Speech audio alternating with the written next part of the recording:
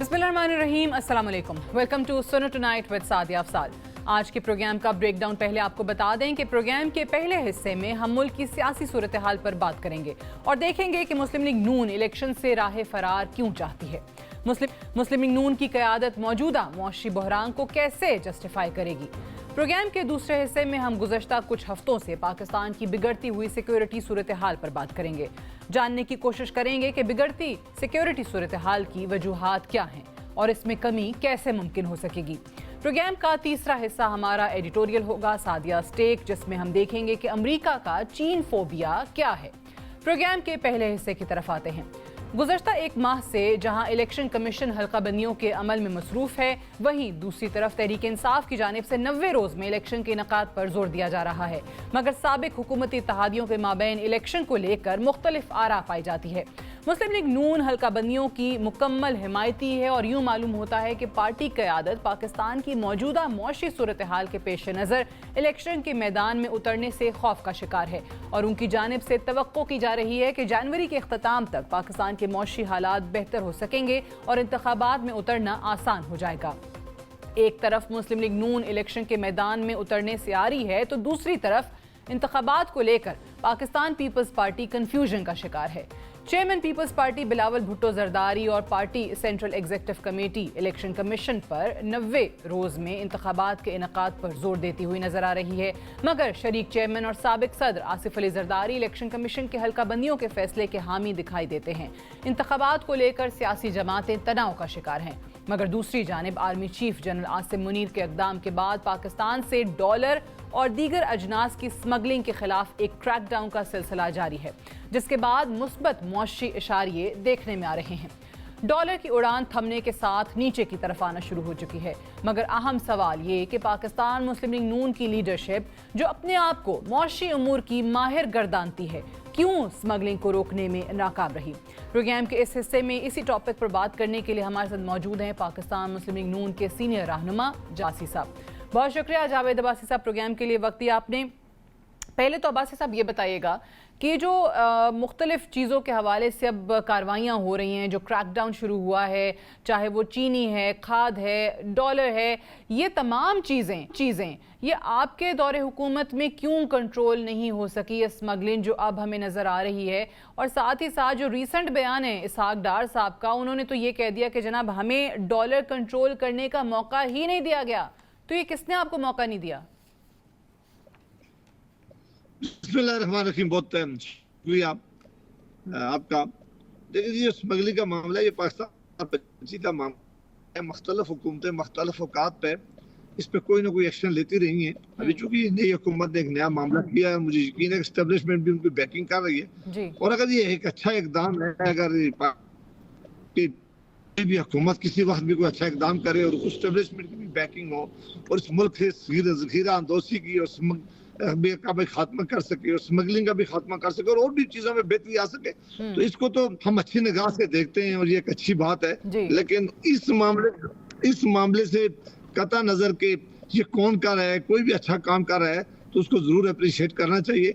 ये मैं जरूर कहूंगा कि हमारी हुकूमत में हम डॉलर को पूरी तरह कंट्रोल करने में नाकाम रहे हैं। हमारी कोशिश के बावजूद हम इकानमी को भी उस तरह नहीं डॉलर हो सका बेहतर जिस तरह हम चाहते थे।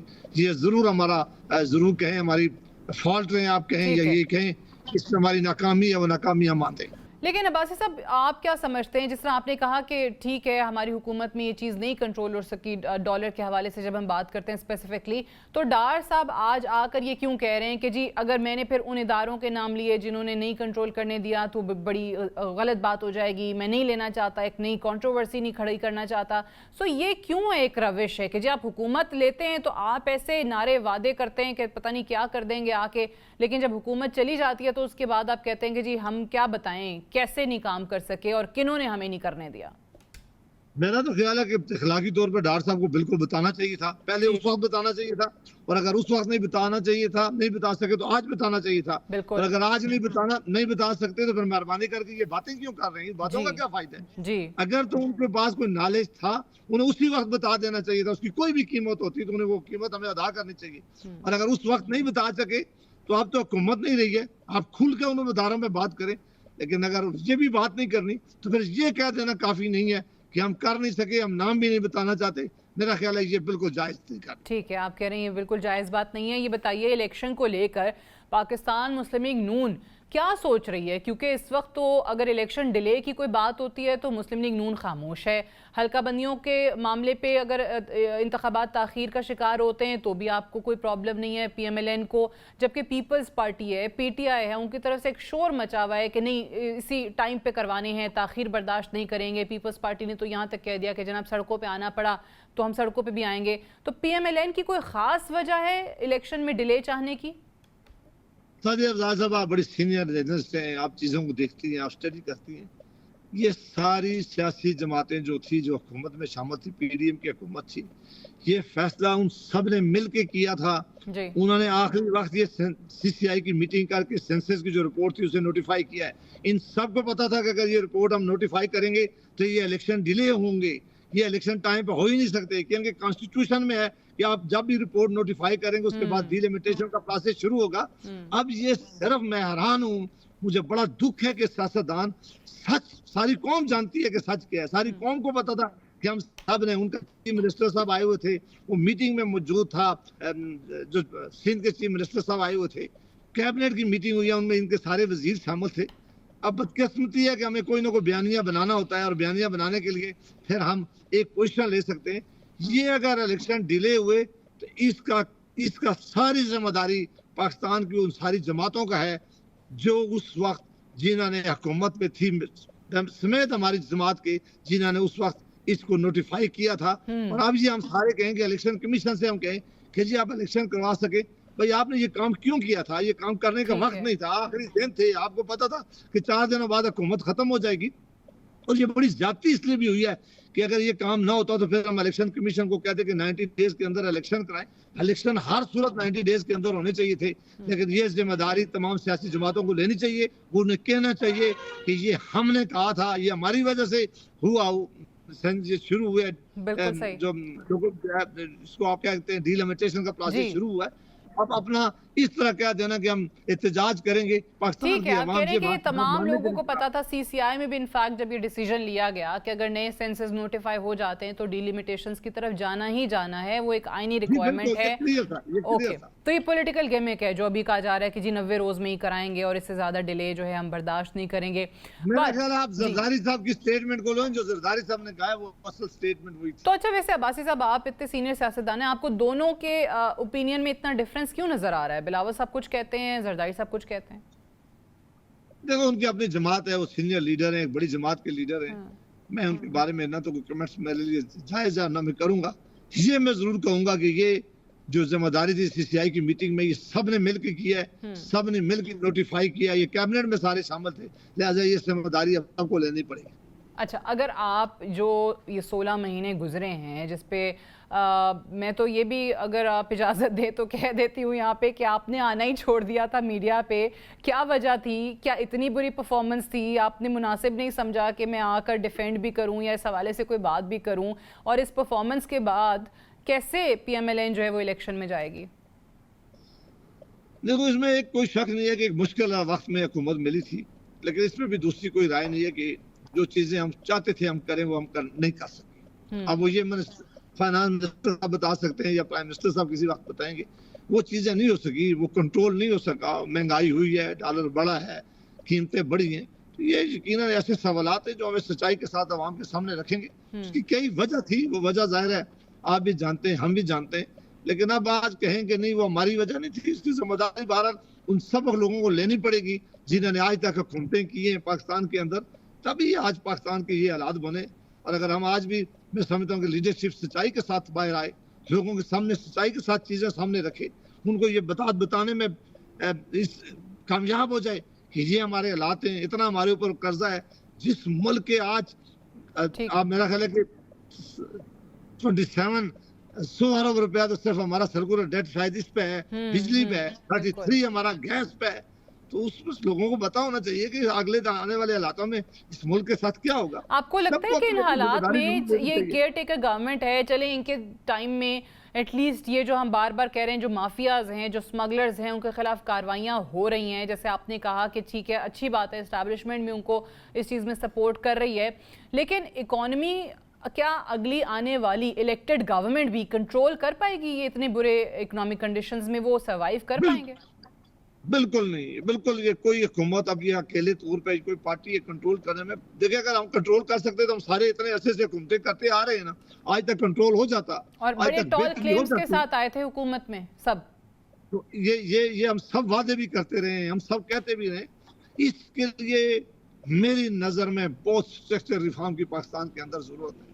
पाकिस्तान में ऐसी बहुत सारी चीजें हैं जिनसे आपने जान छुड़ानी है। बड़े सख्त फैसले करने पड़ेंगे, बड़े अनपॉपुलर फैसले करने पड़ेंगे, लेकिन उससे उसमें भी फिर अब्बासी साहब एक मसला ये आता है ना कि जब सियासी जमातों की हुकूमतें आ जाती हैं, पॉलिटिकल गवर्नमेंट्स आ जाती हैं, तो फिर आप लोगों के बड़े स्टेक्स इन्वॉल्व होते हैं।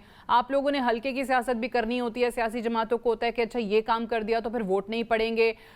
जिस तरह प्राइवेटाइजेशन का मामला, लेट्स से हर हुकूमत ने कहा, हर हुकूमत में बात हुई कि जो स्टेट ओन्ड एंटरप्राइजेज हैं, जो नुकसान में है, जो मुल्क को नुकसान पहुंचा रहे हैं, कौमी खजाने को नुकसान पहुंचा रहे हैं, उनको प्राइवेटाइज कर दें। नहीं हुआ। अब केयर टेकर गवर्नमेंट यही बात कर रही है। तो अगर केयर टेकर गवर्नमेंट ने ही सब कुछ करना है क्योंकि उनके कोई स्टेक्स इन्वॉल्व नहीं है, तो फिर तो केयर टेकर गवर्नमेंट इतने कम अरसे में तो कुछ नहीं कर सकती। मैं शायद वो अपनी बात मुकम्मल करता हूँ तो इसका आपके सवाल का जवाब आ जाता। मैं समझता हूँ कि सियासी माहौल क्रिएट करना होगा, ये तमाम स्टेक होल्डर्स को बैठना होगा। आज पाकिस्तान की जो मौजूदा सूरत हाल है, इसमें सियासतदान, इसके ब्यूरोक्रेट्स, इसका मीडिया, इसके जजेस, इसके ब्यूरोक्रेट्स सब जिम्मेदार हैं कि पाकिस्तान को हम सब ने यहाँ पहुंचाया है। हमने अपनी जाती लड़ाइयों में मुल्क के लिए बेहतरी नहीं कर सके, और आज भी हम जाती लड़ाइयों में लड़ रहे हैं, एक नीचे को नीचा दिखाने के लिए। अगर हम कम से कम और किसी एक चीज पे नहीं एग्री, तो कम से कम हम सारे बैठकर ये फैसला कर लें कि हमने इस पाकिस्तान को कहाँ लेके जाना है, इसमें निजाम कौन सा होगा, इसमें कौन हुकूमत करेगा, इस किस तरह की हुकूमत होगी, इस तरह इस मुल्क की इकानमी को हमने किस तरह ठीक करना है, गुर्बत का खात्मा किस तरह करना है, इस मुल्क के अदारों को किस तरह मजबूत करना है कि आज कोई आदमी मुतमैन अस्पताल में जाकर के, गवर्नमेंट के अस्पताल में जाए, इलाज हो सकता है। कोई मुतमैन है कि मैं जाऊंगा और मुझे इंसाफ मिलेगा, कोई मुतमैन है कि मैं थाने में जाऊंगा और मैं वापस आऊंगा, कोई इस पार्लियामेंट से जिसका हम हिस्सा है, कोई मुतमैन है कि ये लेजिस्लेशन जो बना रहे हैं क्या ये पढ़ते भी हैं, क्या ये दिखते भी हैं। ये बड़े सवालात हैं। सियासी जमातों के लीडर्स को भी, बाकी स्टेक होल्डर्स को भी बैठना होगा, बैठकर अपनी अना से एक कदम पीछे हटना होगा और पाकिस्तान के लिए कोई नए रूल ऑफ गेम्स स्टेब्लिश बनाने पड़ेंगे कि हम इस तब आगे लेके जाएं। अदरवाइज मेरी नजर में जो भी हुकूमत आएगी इससे ज्यादा बदतरीन हालात। बिल्कुल सही है। वो एक मईशत इस हालत में आ चुकी है आपकी कि इसको संभालना बड़ा मुश्किल काम होगा। आप कह रहे हैं कि अगली भी किसी इलेक्टेड गवर्नमेंट के लिए। हैविंग सेड दैट, आपकी हुकूमत इस वक्त ये दावा करती है कि जी जो हमारी हुकूमत थी ना 16 महीने की, वो हमारी नहीं थी, PMLN की नहीं थी, वो PDM की हुकूमत थी। अब ये कहना क्या मुनासिब है? और साथ ही साथ वो फिर इससे एक और जुमला जोड़ते हैं, वो ये कहते हैं कि नवाज शरीफ साहब क्योंकि नहीं थे इसलिए नाकाम हो गई हुकूमत। अगर नवाज शरीफ साहब होते तो हालात ये नहीं होते। जो भी हालात थे जी, मेरी नजर में, आपने बड़ा सख्त सवाल पूछ ही लिया।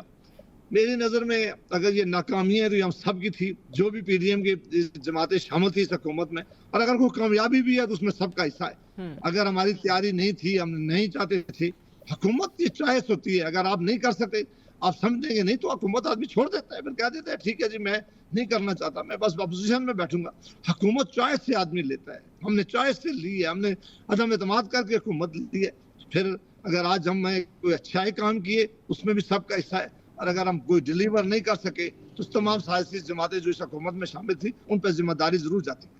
ठीक है, नवाज शरीफ साहब के हवाले से क्या कहेंगे? क्योंकि बहुत लोगों को लगता है कि आने वाले दिनों में भी अगर कोई PMLN की हुकूमत बनती है तो उसमें उम्मीदवार या एक्सेप्टेबल जो कैंडिडेट हैं वो शहबाज शरीफ साहब भी होंगे, जबकि आपके जमात में बहुत सारे लोगों की मुख्तलिफ राय भी है कि नहीं, हमारे चौथी बार के वज़ीर आज़म सिर्फ और सिर्फ नवाज शरीफ ही हैं।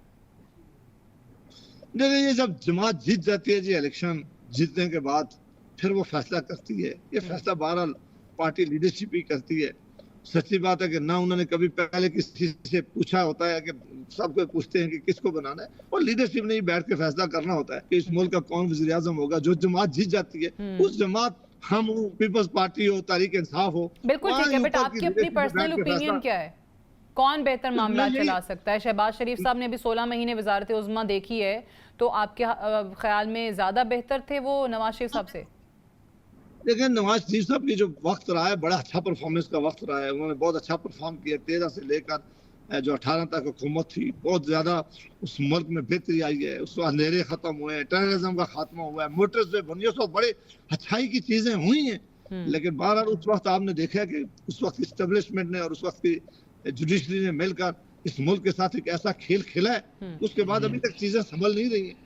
अब मैं समझता हूँ कि इशू इतने बड़े हैं कि सबको एक दफा हुकूमत में आने से पहले बैठना होगा, बैठकर फैसला करना होगा कि हम एक ऐसी पॉलिसी बनाएं जो इस मुल्क की बेहतरी के लिए पॉलिसी बनाकर आगे चले, और सारे उस पर दिल से यकीन रखें। ये ना हो कि हम कोई काम करें तो दूसरी हुकूमत आती है तो उसे वापस ले लेती है। बिल्कुल सही। हम आज एक पॉलिसी देते हैं, दूसरी आती है तो उसको बाहर फेंक देती है। इस तरह दुनिया में ना इकॉनमी ठीक हुई है, ठीक है, ना दुनिया में लॉन्ग टर्म पॉलिसीज होनी चाहिए, पॉलिसीज में तसलसल होना चाहिए। Senator Javed Abbasi sahab, thank you very much for. Will take a break here, stay tuned.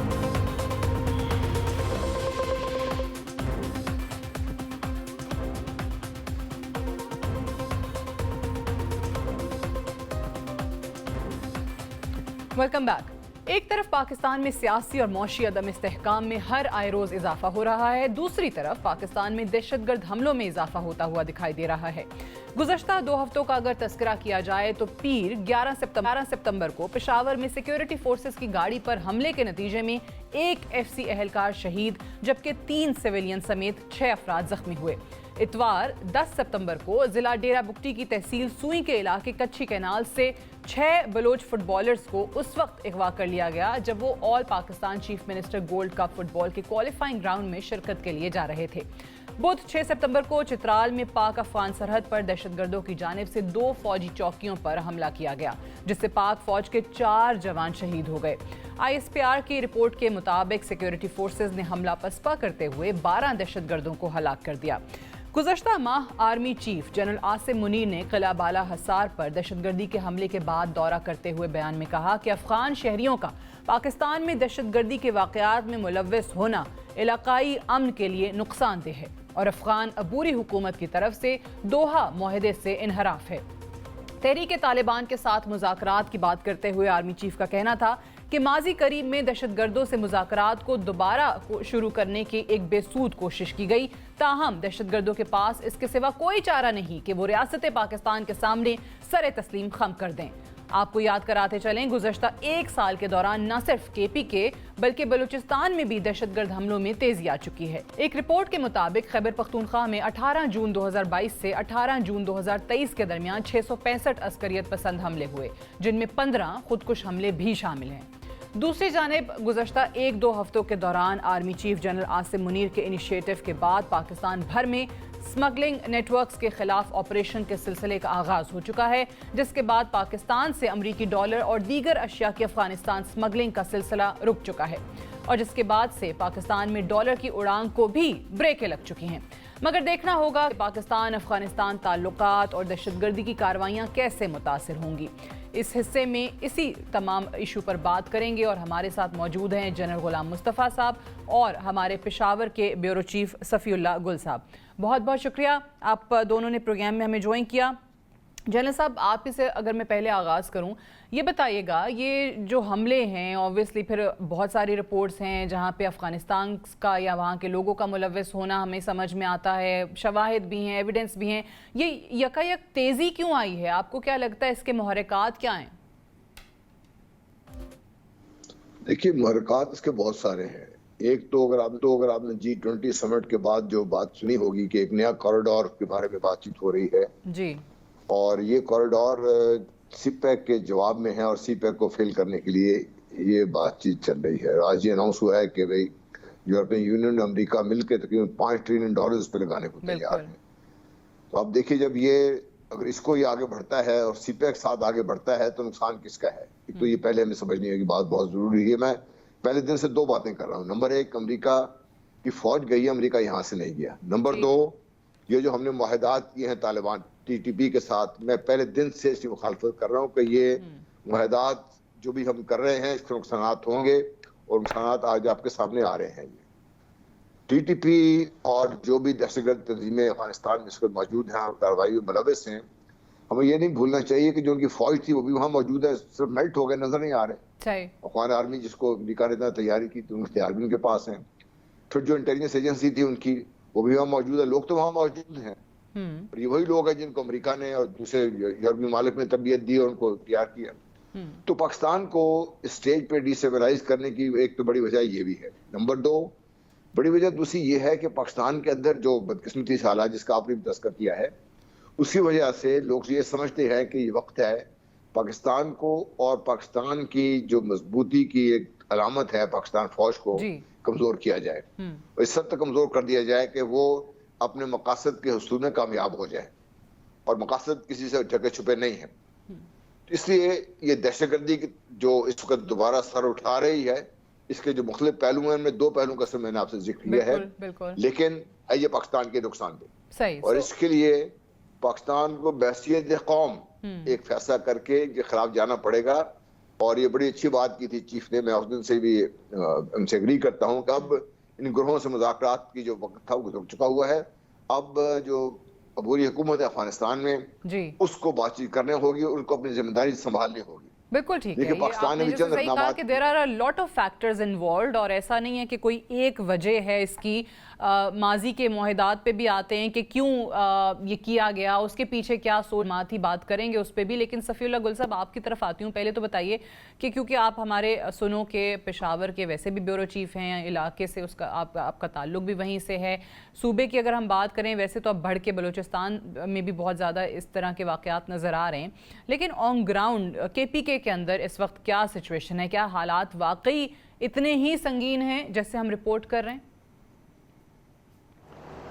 जी देखें, बिल्कुल ऐसा ही है कि जिस तरह एक तो ये कि जनरल साहब ने जिस तरह बात की कि गुज़िश्ता कुछ अरसे से, ख़ास तौर पे अगर हम पिछला ये एक साल का अगर टेन्योर उठा लेते हैं, तो ऑलमोस्ट ऑन डेली बेसिस जो हैं 1 से ज़्यादा वाक़यात हमें मुख्तलिफ जगहों से जो है वो रिपोर्ट हो रहे हैं।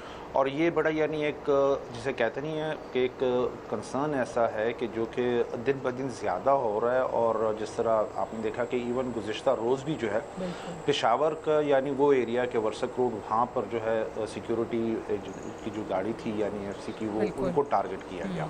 और उससे यानी अगर एक दिन पहले हम देखें तो कल ही की यानी ये है वाक़या कि खैबर एजेंसी में लंडी कोतल के पास एक लाश मिली है, क्योंकि उससे एक दिन पहले जो है रात के वक्त एक ऑपरेशन हुआ था क्रॉस फायर, तो वो खुदकश जैकेट जो है वो लाइव है और उसके हाथ में ग्रेनेड जो है वो फट गया, जिसकी वजह से वो अपने यानी टारगेट को वो अचीव नहीं कर सका। और इसी तरह अगर हम देखें कि लकी मरवा, DA खान, टांग, north Waziristan, south Waziristan, even यानी खैर मुख्तलिफ जगहों पर, तो ये वो कंसर्न्स हैं कि जो विद इन यानी अब बॉर्डर के इस तरफ बहुत फ्रीक्वेंटली हो रहे हैं। तो उसके अलावा अगर हम देखें कि एक वो एरिया है कि जो कि कंपैरेटिवली काफ़ी यानी जिसे कहते हैं कि अमन वाला एरिया था, चतराल की साइड, यानी जो नूरिस्तान के साथ लगता है वाखान क्रीक, वो एक इस तरह था कि एक सॉफ्ट उसका था, क्योंकि सर्दियों में जो होता है कि वहाँ पर बर्फ़बारी बहुत ज़्यादा होती है, तो वो उसके बाद फ़ौरन मूवमेंट जो है इन्फिल्ट्रेट करके वो इस एरिया में घुस गए। और ISPR ने भी यानी वो रिलीज़ की और ऑपरेशन भी हुआ इवन यानी। तो अब ये वो चीज़ें हैं कि जो कि दिन ब दिन यानी पाकिस्तान ने अपने कंसर्न्स शो किए, अफगानिस्तान को बार बार इंटीमेट किया, बार बार उनके साथ इंटेलिजेंस शेयरिंग की, इवन इस हद तक यानी कि पख्तिका, इसी तरह खोस्त और कुनड़ का एरिया, वहाँ पर भी यानी इनको बताया। फिर यानी बिस्मिन बोलदक के एरिया की साइड पर पाकिस्तान के सुलेमान खेल एरिया के ऑपोजिट यानी बॉर्डर के एरिया में कि जी ये वो एरियाज़ हैं कि जहाँ पर यानी एंटी पाकिस्तान जो एलिमेंट्स हैं वो मौजूद हैं और उनको सपोर्ट जो है वो मिल रही है। तो वो उनके खिलाफ ऑपरेशन यानी क्यों नहीं किया जा रहा, या फिर ये है कि अगर ऑपरेशन नहीं किया जा रहा तो देन यानी पाकिस्तान को फिर इतना वो परमिशन दी जाए कि अगर आप लोग इस पोजीशन में नहीं है कि आप कर सकते तो then we Pakistan has to do it.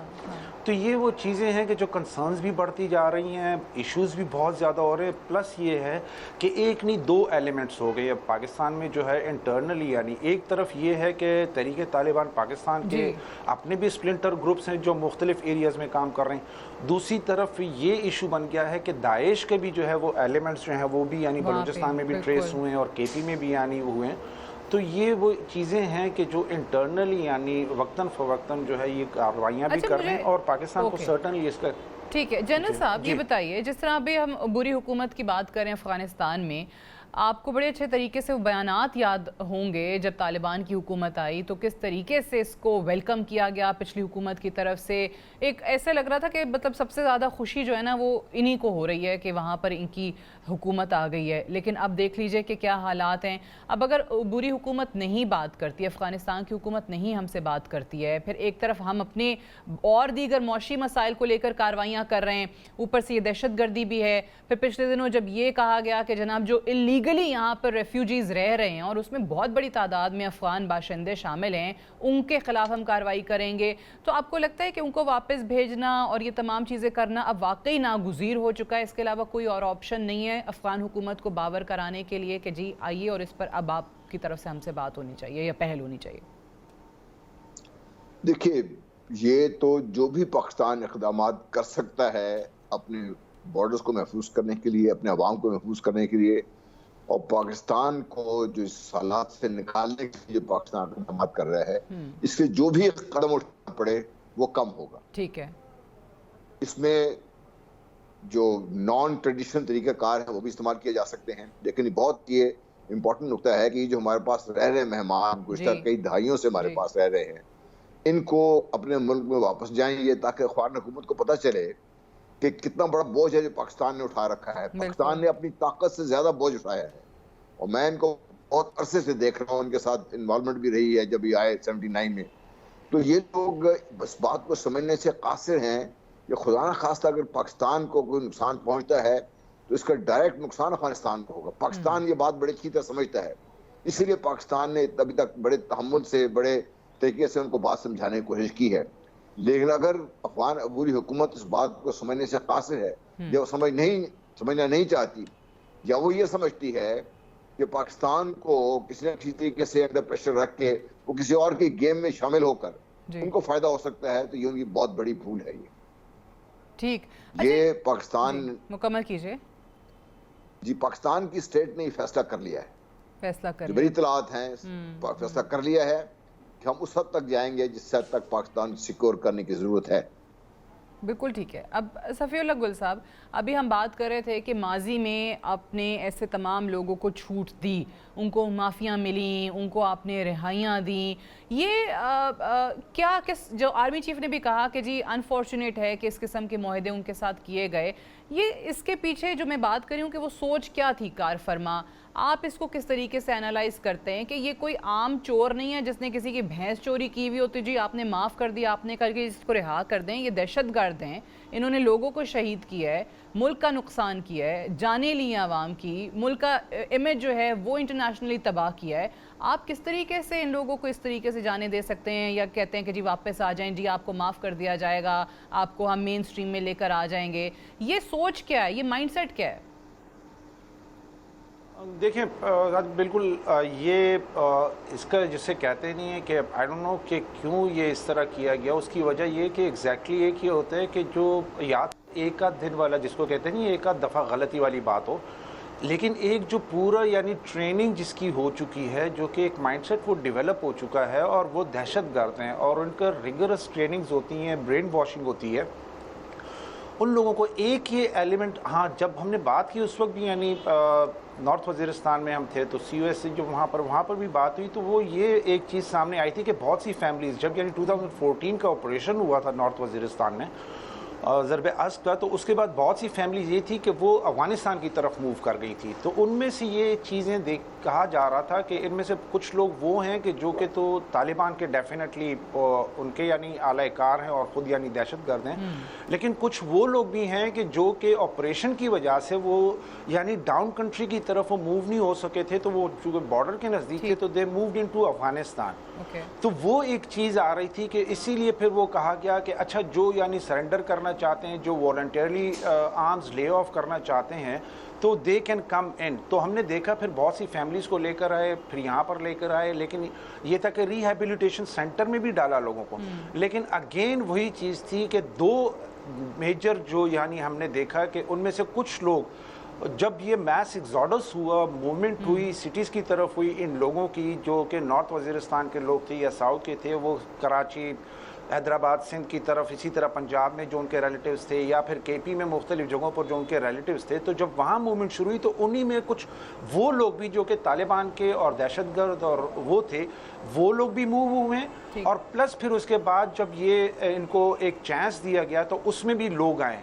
Third जो स्टेज हुई थी वो यही कि जो यानी पिछली लास्ट गवर्नमेंट की हम जो बात करते हैं कि उस वक्त जब इनके साथ मुआहदे हुए तो वो यानी अनडॉक्यूमेंटेड वो है कि मोर देन 3000 ऐसे यानी लोग हैं कि जो कि उसका फ़ायदा लेते हुए वो बॉर्डर क्रॉस किए और पाकिस्तान में वो आए हैं। या तो अब वो चीज़ें हैं। फिर ये इतना आसान नहीं होता क्योंकि हमारे यहाँ एक तो ये है कि गैजेट्स, या हम ये कह रहे हैं कि इलेक्ट्रॉनिक डिवाइसेस, या वो हमारे पास एस्पियोनिजी का वो लेवल नहीं है कि हम ये कहें कि हर एक शख्स को हम यानी ट्रैक कर सकते हैं। तो यही अगेन वही लोग हैं उसका फ़ायदा ले रहे हैं। फिर हमारे ट्राइबल एरिया में जिसको कहते हैं हम जो अब ज़म-अज़ला है या उसमें पहाड़ी इलाका है, फिर बलूचिस्तान की जो हम बात करते हैं तो वहाँ पर आप यानी अगर किला अब्दुल्ला की साइड जाएँ, किला सैफुल्ला की साइड जाएँ, चमन वगैरह ये इस तरफ जाएँ तो वहाँ पर आपको कम्युनिकेशन लिंक्स नहीं मिलते। तो जहाँ एक तरफ गवर्नमेंट का ये है कि इन लोगों को कंट्रोल करने के लिए, लेकिन दूसरी तरफ वो उस चीज़ का फ़ायदा भी ले रहे हैं कि ट्रैक नहीं हो रहे वो लोग। बिल्कुल ऐसे ही है। आपने जो भी बड़ा अच्छा दिल दिखा के आपने ये सब करने की कोशिश की, उसका अंजाम देख लीजिए। जनरल साहब, लास्ट कमेंट में आपसे ऑब्वियसली एक जो आपने जहाँ से बात का आगाज़ किया था कि इंटरनेशनल प्लेयर्स वो अपना काम करते रहेंगे, वो अभी भी कर रहे हैं। आपकी अपनी कोताहियाँ जिसकी वजह से आपने कुछ लोगों को फ्री हैंड दे दिया जो आपके कंट्रोल में ऑलरेडी थे। फिर कहीं ना कहीं वो जो एक माजी का कॉन्सेप्ट चलता आ रहा था, वो गुड एंड बैड तालिबान वाला, कुछ वो भी नज़र आता है कहीं ना कहीं। सो आप बताइए इस वक्त क्या होना क्या चाहिए, इक़दामात क्या लेने चाहिए? इस सबसे पहले तो जिस किस्म के लोग आए हैं अगर उनको टेस्ट नहीं कर सके तो जो उनमें से दहशतगर्द किस्म के एलिमेंट्स हैं उनको टेस्ट करना हमारी बहुत लाजमी है। इसमें अफगान जो बुरी हुकूमत है वो बहुत मदद कर सकती है आपकी। उनकी मदद के बगैर आपके लिए ये मुश्किलात रहेंगी। नंबर एक। नंबर दो ये है कि पाकिस्तान को बहसीयत कौम एक ये बात समझने की जरूरत है कि ये एलिमेंट्स जिस वक्त यहाँ मौजूद हैं इनके करना क्या चाहते हैं। अगर उनको रोकना है आपने तो बहसीयत कौम आपको लड़ाई लड़नी है, और ये लड़ाई ऑपरेशन उस तरह के नहीं होंगे जैसे पहले हुए माजी में बड़े ऑपरेशन हुए हैं, लेकिन जो लोकल एरियाज हैं जहाँ पे उनको लोकलाइज करके उनको घेर के उनको वहाँ पे पकड़ने की जरूरत है। और अगर जरूरत पड़ती है, देखिए मैंने आपसे कहा था नॉन ट्रेडिशनल वेज भी इस्तेमाल करने पड़ेंगे आपको, और वो जो जिनको मैं कह रहा हूँ मेरी बात अच्छी तरह समझते हैं, और ये करने की जरूरत भी है ताकि उनके दिल में जब तक ये खौफ नहीं आएगा, डर नहीं आएगा कि Pakistan can and will strike जब भी मौका मिलेगा, चाहे वो किसी जगह से भी हो, हमें अपने हाथ खोलने पड़ेंगे। ठीक मुश्किल है, दुनिया शायद इस चीज को पसंद नहीं करेगी, इसलिए भी पसंद नहीं करेगी, वो पाकिस्तान को स्टेबल होना किसी को पसंद नहीं है, लेकिन पाकिस्तान ने अपनी दिफा के लिए, अपने लोगों की हिफाजत के लिए सब कुछ करना है। दुनिया को बताना पड़ेगा कि आप लोग पीछे हटें। तो आप कह रहे हैं कि अगर नॉन ट्रेडिशनल वेज की तरफ भी जाना पड़ता है पाकिस्तान को तो जाना चाहिए। मुस्तफ़ा साहब, Safiullah Gul sahab, thank you very much for joining us. Will take a break here, stay tuned.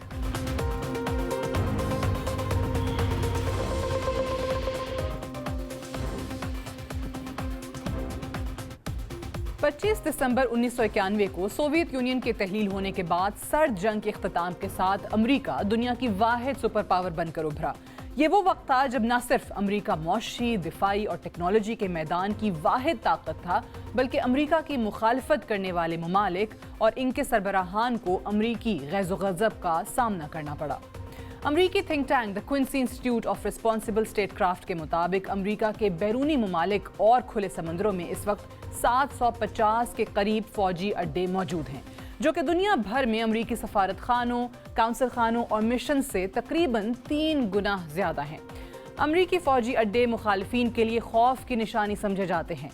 दुनिया पर अपनी मौशी और दिफाई बरतरी कायम रखने के लिए अमरीका दुनिया के किसी भी हिस्से पर हमलावर होने के लिए तैयार रहता है। गुज़श्ता कई दहाइयों में हमने देखा कैसे अमरीका अपनी सरजमीन से दूर इराक, लिबिया, अफगानिस्तान और अफ्रीका के कई ममालिक पर हमलावर हुआ। 21वीं सदी के आगाज़ के बाद चीन मौशी, दिफाई और टेक्नोलॉजी के मैदान में अमरीका के सामने एक चैलेंज बनकर उभरने लगा। बैनुल-अक़वामी मैगज़ीन फोर्ब्स के मुताबिक अमरीका की इकॉनमी इस वक्त $23 ट्रिलियन के साथ पहले नंबर पर और चीन की इकॉनमी $18 ट्रिलियन के साथ दूसरे नंबर पर है। मगर हमेशा ऐसे नहीं रहने वाला। जिस रफ्तार से चीन की मईशत तरक्की कर रही है, 2035 में चीन अमेरिका को पीछे छोड़ देगा और दुनिया की सबसे बड़ी इकोनॉमी बन जाएगा। और यूं 21वीं सदी के आगाज के साथ अमेरिका और चीन के माबैन एक नई सर्द जंग की शुरुआत होती है, जिसके बाद अमेरिका दुनिया के हर हिस्से में चीन के मद्दे मुकाबिल नजर आता है और किसी न किसी तरह से चीन को काउंटर करने में मसरूफ़ अमल नजर आता है। यहाँ ये कहना दुरुस्त होगा कि अमेरिका को चीन के नाम से एक नया फोबिया हो चुका है। अमेरिका अपनी तमाम काविशें अपनी पैदावार और मईशत बेहतर बनाने की बजाय चीन की तरक्की की परेशानी में गुजार रहा है। गुज़श्ता 2 दहाइयों से एक तरफ भारत के साथ कुर्बत, दूसरी तरफ ताइवान का साथ देने का वाहिद मकसद चीन के बढ़ते हुए रसूख को ज़ायल करना है। चीनी सदर शी जिनपिंग की तरफ से वन बेल्ट वन रोड को मुतारिफ कराने के बाद गुज़श्ता 4 अमरीकी सदूर चीन को अमरीका की सिक्योरिटी के लिए खतरा करार देते रहे हैं। चीन न सिर्फ मईशत और टेक्नोलॉजी के महाज पर अमरीका और इसके हामियों को चैलेंज करता हुआ नजर आ रहा है, बल्कि सफारती महाज पर भी चीन दुनिया के हर कोने में अहम किरदार अदा कर रहा है। गुज़श्ता हफ्ते भारत के दारुल हुकूमत दिल्ली में होने वाली G20 समिट के इजलास में एक बार फिर बगैर तस्करा किए चीन ही ज़ेर बहस रहा। G20 समिट के दौरान चीन के वन बेल्ट वन रोड के मद्दे मुकाबिल प्रोजेक्ट को मुतारिफ करवाने के बारे में बातचीत की गई, जिसको मॉडर्न डेज स्पाइस रूट्स का नाम दिया जा रहा है। स्पाइस रूट्स के जरिए भारत, मिडिल ईस्ट और यूरोप को मिलाया जाएगा। प्रोजेक्ट अगर आगे बढ़ सका तो प्रोजेक्ट के जरिए वन बेल्ट वन रोड की तरह रेलवे स्टेशंस, बंदरगाहें, बिजली घर और हाइड्रोजन पाइपलाइंस बिछाई जाएंगी। स्पाइस रूट्स का मंसूबा अभी सिर्फ बातचीत की हद तक मुहित है, जबकि चीनी मंसूबे पर कई बरस से काम तेजी से जारी है। स्पाइस मंसूबे का एक मकसद छोटे ममालिक को चीन के मद्दे मुकाबिल एक नई ऑप्शन फराहम करना भी है। दूसरी जानिब चीन के साथ तनाव को नजरअंदाज करते हुए G20 समिट के अख्ताम के बाद अमरीकी सदर जो बाइडन ताइवान पहुंचे, जहां उन्होंने बयान देते हुए कहा कि मौशी सूरत हाल के तनाजुर में चीन ताइवान पर हमला नहीं करेगा, जबकि बीजिंग का मानना है कि ताइवान चीन का हिस्सा है। रवा बरस ताइवान में मुसलसल अमरीकी मुदाखलत पर चीन की तरफ से खतरनाक नतायज की धमकी भी दी गई थी। अमरीका का चीन फोबिया सिर्फ यहाँ तक मुहित नहीं है। अगर अमरीकी थिंक टैंक, अखबारात और डिजिटल मैगजीन्स को देखा जाए तो हमें मालूम होगा कि चीन का जादू अमरीका के सर चढ़कर बोल रहा है। हर अमरीकी वेबसाइट के पहले पेज पर चीन ही चीन है। एक तरफ वॉशिंगटन पोस्ट का एडिटोरियल बोर्ड अपनी हुकूमत को सलाह दे रहा है, तो दूसरी तरफ न्यूयॉर्क टाइम्स सबके सर पर चीन का खौफतारी है। न जाने कब चीन का फोबिया खत्म हो सकेगा। अलबत्ता चीनी तरक्की का सफर अगर इसी तरह चलता रहा तो बहुत जल्द चीनी मईशत अमेरिका को पीछे छोड़ देगी। That's all for tonight. Good night and Allah Hafiz.